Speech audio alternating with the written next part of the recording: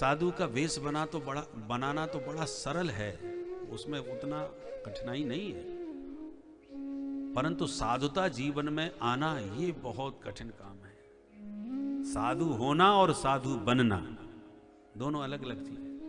साधु बनने में तो रावण और कालनेमी भी बड़े कुशल थे। दोनों ऐसे साधु बने कि एक दशानन तो साधु बन के किशोरी जी का हरण करके ले गया, दूसरा कालिनेम ऐसा साधु बना कि परम ज्ञानी नाम अग्रगण्य हनुमान जी को भी धोखा दे गया। तो साधु बनना इतना कठिन नहीं है, साधु होना बहुत कठिन है। तो साधु हो गया कोई, इसका लक्षण क्या है? तो 5 लक्षण बतला रहे। तितिक्षवः कारुणिका सुहृदः सर्वदेहिनां अजात शत्रवः शांता साधवः साधुभूषणा। साधु के ये आभूषण है। पहला आभूषण है तितिक्षवः। साधु बड़े तितिक्षु होते हैं। तितिक्षु माने सहनशील, सभी द्वंद्वों को समभाव से स्वीकार करना, ये तितिक्षा कहलाती है। हम लोगों की आदत क्या है? सम्मान हुआ तो बड़े गदगद हो गए, अपमान हुआ तो मुंह लटका के बैठ गए। और साधु वो है जो सम्मान और अपमान दोनों में समान रहे। कोई माला पहना रहा है, आरती उतार रहा है, चरण धो रहा है, तब भी कोई प्रसन्नता नहीं, और किसी ने धक्का मार के हटा दिया, भगा दिया, 2 बातें सुना दी, उल्टा सीधा कुछ बोल दिया, तो भी कोई फर्क नहीं पड़ता। बूंद अगाध सहे गिर कैसे, खल के बचन संत सह जैसे। दुष्ट लोग साधुओं के ऊपर अनेक प्रकार के कटाक्ष करते हैं, व्यंग बाण चलाते हैं, उल्टा सीधा भला बुरा सब कुछ बोल देते हैं। साधु वो है सब सहन कर ले, सहिष्णुता। साधु बनने के बाद भिक्षा मांगने जाना पड़ता है, और भिक्षा आप तभी मांग सकते हो जब अपने आप को छोटा बना लो। क्योंकि पहले भिक्षा मांगने जाओ तो कौन सी माता क्या बोल दे कुछ ठिकाना है।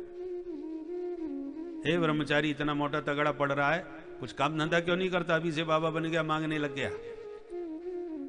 माताएं कुछ भी बोल देती, परंतु उनके वाग वचनों का कोई प्रभाव आपके ऊपर न पड़े।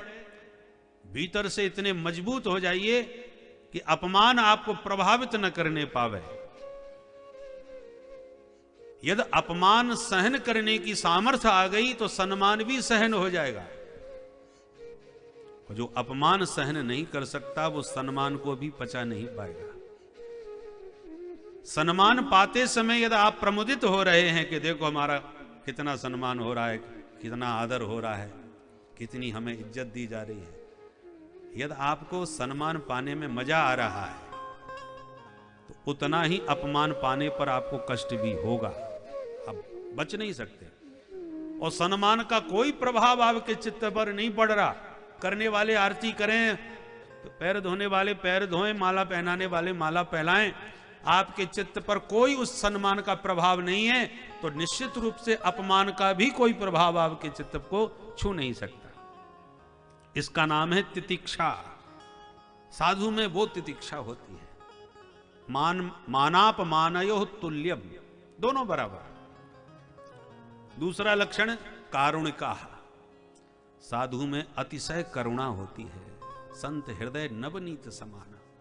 वो अपने कष्ट को कष्ट नहीं समझता, पर किसी जीव के कष्ट को देख नहीं पाता। उसकी करुणा दूसरे के कष्ट को देखकर द्रवीभूत होती है, प्रकट होती है।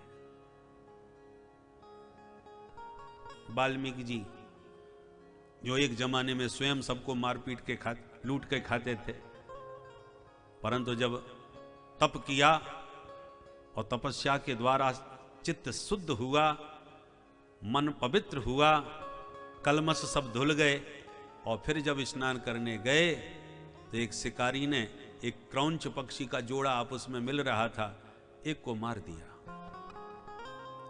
और क्रौंच पक्षी की विशेषता है कि एक जोड़ा मर जाए तो दूसरा अपने आप ही प्राण त्याग देता है उसके विरह में, इतने पक्के प्रेमी होते हैं। जैसे उसमें एक में बाण मारा लगा और जैसे वो गिरा तो जो एक जमाने में स्वयं सबको मार के लूटता था, आज चित्त इतना शुद्ध हो गया कि हृदय की करुणा श्लोक बनकर के फूट पड़ी। और ये सृष्टि का प्रथम श्लोक है जो काव्य रूप में प्रकट हुआ वाल्मीकि जी के मुखारबिंद से। मानसाद प्रतिष्ठात्वम मगमः शाश्वती समा यत् क्रौंच मिथुनो एकम अवधीत काम मोहित। ये श्लोक सबसे पहला सृष्टि में प्रकट हुआ, यहीं से काव्य की रचना प्रारंभ हुआ। इसलिए आदि कवि कहलाए वाल्मीकि जी, आदि कवि।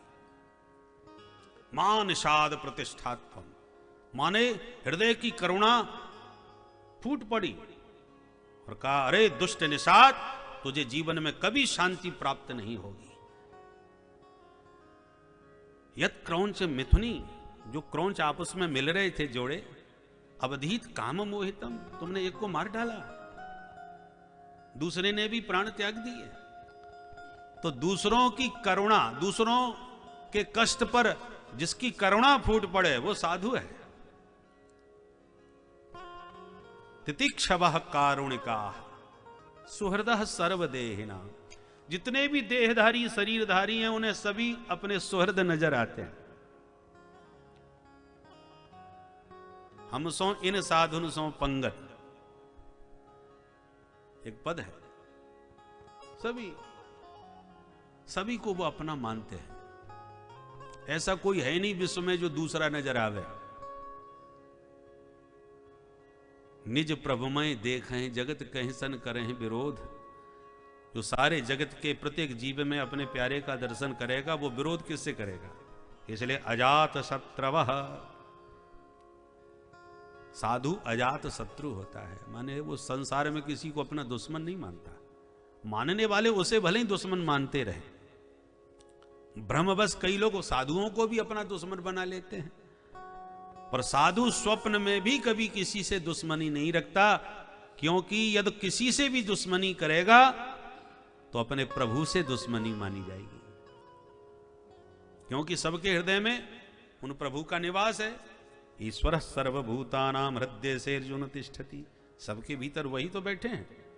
अब आप किसी से विरोध करोगे, बैर करोगे, तो अपने प्रभु से बैर हो जाएगा। दुषतः परकाये माम मानिनो भिन्न दर्शिनः भूतेषु बद्ध वैरस्य न मनः शांति मृच्छति। किसी भी प्राणी से बैर करना, प्रभु से बैर करना है, ऐसे बैर करने वाले को कभी जीवन में शांति प्राप्त नहीं हो सकती। हमने मंदिर बनवाया, हमने सुंदर मूर्ति बनवाई, हमने ब्राह्मणों से प्राण प्रतिष्ठा करवाई, हमें ठाकुर जी का दर्शन होने लगा मंदिर के विग्रह में।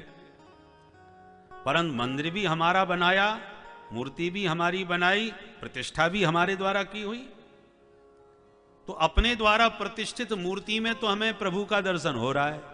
अब ये इतनी मूर्तियां बैठी हैं, ये कौन से जयपुर के कारीगर ने बनाई हैं?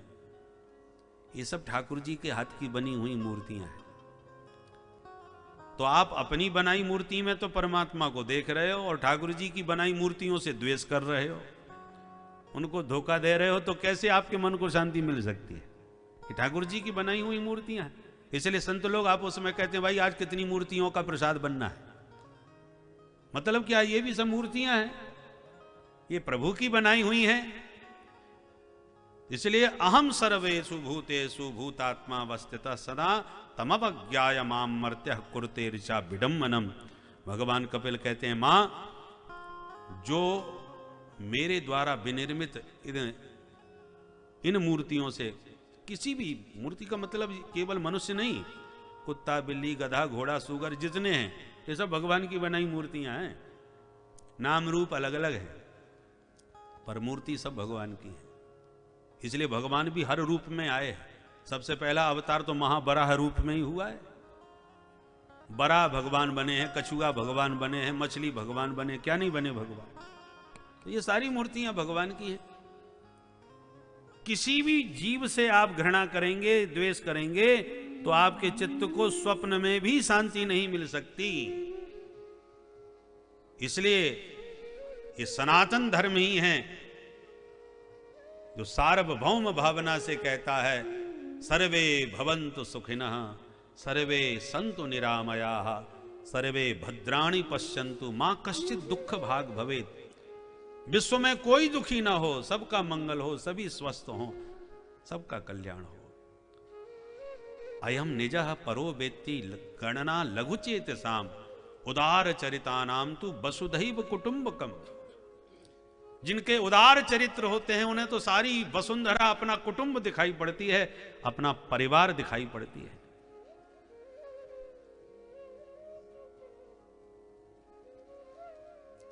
ऐसा उदात्त सनातन धर्म के अलावा कोई नहीं हो सकता।